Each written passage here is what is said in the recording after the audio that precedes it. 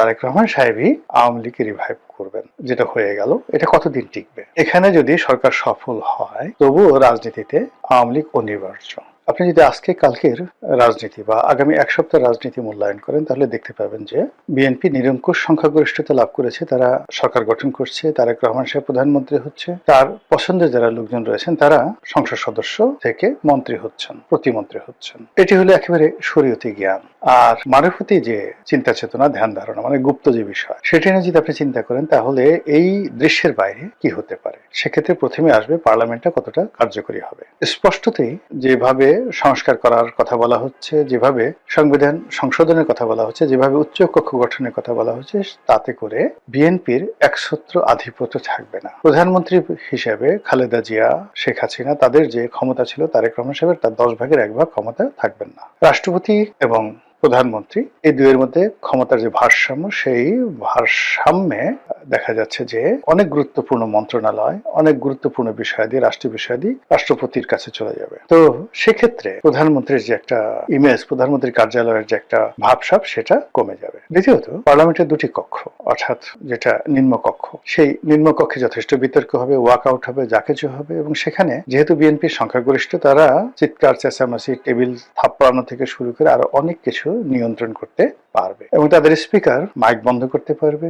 আর প্রতিপক্ষ যারা আছে তারা ওয়াকআউট করতে পারবে, জামাতে যারা লোকজন আছে, আর সীমিত সময়ের মধ্যে কথাবার্তা বলতে পারবে। কিন্তু সমস্যাটা হয়ে যাবে উচ্চ কক্ষে। উচ্চ কক্ষে যারা যাবেন তারা ওইরকম দলবাজ লোক নয়। বিএনপি চেষ্টা করবে তাদের মতাদর্শের পছন্দের জ্ঞানী গুণী শিক্ষিত যারা লোকজন রয়েছেন তাদেরকে হায়ার করার জন্য, অথবা নিজেদের দলের যে সকল ডেডিকেট রয়েছে, বয়স্ক মানুষ রয়েছে, সম্মানিত মানুষ রয়েছে, যারা নির্বাচন করতে পারে না তাদেরকে। আবার অন্যদিকে জামাত নিজেদের দলের ভেতরে বাইরে সমাজের অনেককে তারা এই উচ্চ কক্ষে ইনক্লুড করে ফেলবে। এবং সেক্ষেত্রে জামাত এবং এনসিপির যারা উচ্চ কক্ষে থাকবেন তাদের কাছে সরকারের যারা সদস্য থাকবেন, সরকার দলীয়, তারা সকালে বিকেলে নাস্তানাবুদ হবেন। ওখানকার পরিবেশটা অ্যাবসলিউটলি জামাতের নিয়ন্ত্রণে থাকবে। তারা সেখানে নিম্নকক্ষের অনিয়মতান্ত্রিক বিষয়গুলো তুলে ধরবে। তারা তাদের ইজমা, কিয়াস, কোরআন, হাদিস, শরিয়া আইন, বিভিন্ন টেকনিক্যাল বিষয় নিয়ে ঘন্টার পর ঘন্টা সেখানে আলোচনা করবে, ঠিক ভারতের উচ্চ কক্ষের মতো বা ইংল্যান্ডের উচ্চ কক্ষের মতো। যেমন দেখা গেলেন আপনি ভারতের যে উচ্চ কক্ষ, সেখানে রাম জেঠ মালানি নামক একজন প্রখ্যাত আইনবিদ ছিলেন, মেম্বার অফ পার্লামেন্ট ছিলেন, যিনি একসময় ভারতের সেন্ট্রাল গভর্নমেন্ট বিজেপি সরকারের আইনমন্ত্রী ছিলেন। ভারতের তাকে বলা হয় সবচেয়ে বড় লয়ার। এই মানুষটি উচ্চ কক্ষে গিয়ে যে ধরনের বক্তব্য দিতেন, কথাবার্তা বলতেন, নরেন্দ্র মোদীর ধুতি খোলা হয়ে যেত। এবং তিনি সেখানে বলতেন যে আমি এই Narendra Modi is a nonsense, stupid. একবার তার রাগ হয়ে তিনি বাস্টার্ড বলে ফেলেছিলেন, যে আমি তার নির্বাচনের সময় টনকে টন, 1 টন মানে 27.5 মণ, টনকে টন টাকা আমি খরচ করেছি। আমি, তাকে বলা হয় 15 কোটি রুপি লয়ার, মানে যে কোনো একটা মামলা তিনি পরিচালনা করলে 15 কোটি টাকা নিতেন। তো one of the richest lawyer around the India subcontinent. তো এই ফলে কি হলো যে এই উচ্চ কক্ষ কিন্তু মানে নিম্নকক্ষের চেয়ে উচ্চ কক্ষের যে প্রচারণাটা ভারতে ওই সময়টাতে বেশি হয়েছিল। এবারও নিম্নকক্ষের চাইতে বাংলাদেশে উচ্চ কক্ষে জামাতের যাদেরকে নিয়োগ দেওয়া হবে তাদের বাগ্মিতা, তাদের কথাবার্তার ধরন, তাদের যে যুক্তি উপস্থাপন, এবং তারা এমন একটা জায়গাতে আলোচনাটা নিয়ে যাবে যে আলোচনাতে বিএনপির যারা লোকজন রয়েছে তাদের কোনো প্রস্তুতি থাকবে না। আর যে বিষয়গুলো জামাত টার্গেট করে আলোচনা করবে সেই বিষয়গুলো বিএনপি আন্দাজই করতে পারবে না। আবার বিএনপি পরবর্তীতে যে বিষয়গুলো আলোচনা করবে ওই বিষয়গুলো আবার জনগণ শুনবে না। এই কারণে হলো আমাদের দেশের মানুষ একটু ধর্ম শুনতে চায়, কিচ্ছা কাহিনী শুনতে চায়, ইতিহাসের গল্প শুনতে চায়। এই কাজগুলো করার জন্য জামাতের যারা নেতাকর্মী তারা অভ্যস্ত। তারা একটা অডিয়েন্সকে 2 ঘন্টা 3 ঘন্টা ব্যস্ত রাখতে পারে মিষ্টি মিষ্টি কথা বলে। আপনি সাইদির একটা ওয়াজি যদি এখনো বাজিয়ে দেন, মানুষ রাস্তায় দাঁড়িয়ে 2-3 ঘন্টা বসে বসে শুনবে। গুলিস্তানে বাজায় দেখেন, বসুন্ধরা মার্কেটে বাজিয়ে দেখেন, সব দোকানপাট বন্ধ করে মানুষ সাইদের ওয়াজ শুনবে। আপনি এখন মির্জা ফখরুল সাহেবের ভাষণ রাস্তায় ছাপিয়ে দেন, চালিয়ে দেন, বিএনপির মধ্যে সবচেয়ে আকর্ষণীয় পুরুষ বক্তব্যের দিক থেকে, তো তার বক্তব্য ছাড়েন, দেখবেন 2 জন লোক দাঁড়িয়ে শুনবেন না। বুঝেন উচ্চ কক্ষে সে কি অবস্থা হবে। এই মারুফতিতে যেটা হচ্ছে যে আগামীতে রাজনীতিতে উচ্চ কক্ষ যেটা গঠিত হচ্ছে সেটা জামাতের দখলে থাকবে এবং এটা সরকারকে রীতিমতো বিব্রত করে ফেলবে। থার্ড যেটা আছে যে নির্বাচন যেটা হয়ে গেল এটা কতদিন টিকবে? সরকার যদি ভালো কাজ করে, তারেক রহমান সাহেব ভালো কাজ করে টিকে যায়, যেটা সম্ভাবনা খুব অল্প, ভীষণ রকম অল্প। এত অল্প আমি এখন এটা আর বলতে চাচ্ছি না, শুধু আজকের এই ভিডিওতে এটাই বললাম যে সরকার ভালো করলে সরকার 5 বছর পূর্ণ মেয়াদে যেতে পারবে, কিন্তু যেটার সম্ভাবনা খুবই খুবই অল্প।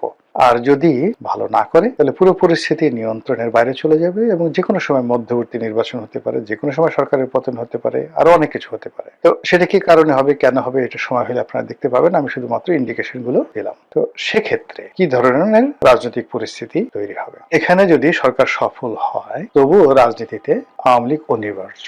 সরকারের এই সফলতার বিরুদ্ধে আরো সফল কিছু করার জন্য, জনমত গঠন করার জন্য জামাত আওয়ামী লীগের দিকে ঝুঁকে যাবে। আবার যদি সরকার ব্যর্থ হয়ে যায়, ব্যর্থ হওয়ার পরে পুরো পথ ঘাট মাঠ চারিদিকে শুধু জামাত জামাত জামাত, আল্লাহু আকবার আল্লাহু আকবার, নারায়ে তাকবীর, আল্লাহু আকবার, ইসলামী আইন চাই, তারপরে আল্লাহর আইন চাই, এরকম ইনসাফ ইনসাফ, ইনকিলাব ইনকিলাব, এগুলোতে ভরে যাবে যদি সরকার ব্যর্থ হয়ে যায়। আর সেক্ষেত্রে যদি আওয়ামী লীগের বিএনপির পতন হয়, তাহলে জামাত ক্ষমতায় চলে আসবে এবং জামাত একবার ক্ষমতায় আসলে পুরো কোর্স অফ অ্যাকশন রাজনীতির আলাদা হয়ে যাবে। তখন ওই পরিস্থিতিতে সরকারই আহ্বান করে, উইন্ডো তৈরি করে জামাতকে মোকাবেলা করার জন্য আওয়ামী লীগকে নিয়ে আসবে এবং বিএনপি এবং আওয়ামী লীগ সখ্যতা হয়ে যাবে। এবং সেই সখ্যতাটা যেভাবে বাংলাদেশের রাজনীতি সামাল দেওয়ার জন্য জিয়াউর রহমান সাহেব যে শেখ হাসিনাকে এনেছিলেন, তিনি তো এমনি এমনি আনেননি। এর কারণ হলো বিরোধী দল না থাকার কারণে, আওয়ামী লীগ না থাকার কারণে জামাত জিয়াউর রহমানের জমানাতে এতটা শক্তিশালী হয়ে পড়েছিল, তখন তিনি বাধ্য হয়ে সেই লং মার্চ করার নামে মাওলানা আব্দুল হামিদ খান ভাসানীকে তিনি নামিয়ে দিয়েছিলেন। কিন্তু তখন তিনি বয়স্ক মানুষ, বুড়া মানুষ, তাকে দিয়ে সেই ভারতের ফারাক্কা লং মার্চ করালেন, কিন্তু কাজ হলো না। তো জামাত শক্তিশালী, এবং জামাত এতটা রাজনৈতিকভাবে শক্তিশালী হয়ে পড়েছিল জিয়াউর রহমান সাহেবের জমানাতে যে যদি ইলেকশন হতো ওই সময়টাতে এবং উনি যদি আওয়ামী লীগকে না আনতেন, তাহলে হয়তো জামাতি যে এখন যে ভালো কাজগুলো তারা করছে, নির্বাচনে ফলাফল করছে, এটা সেই 1979 সনে এটা হতে পারতো। এবং তখন জামাতের যে প্লেয়ার গুলো যারা ছিলেন ওই সময়টাতে, খেলোয়াড়, তাদের সঙ্গে আবার যোগ দিয়েছিলেন মুসলিম লীগের নেতারা।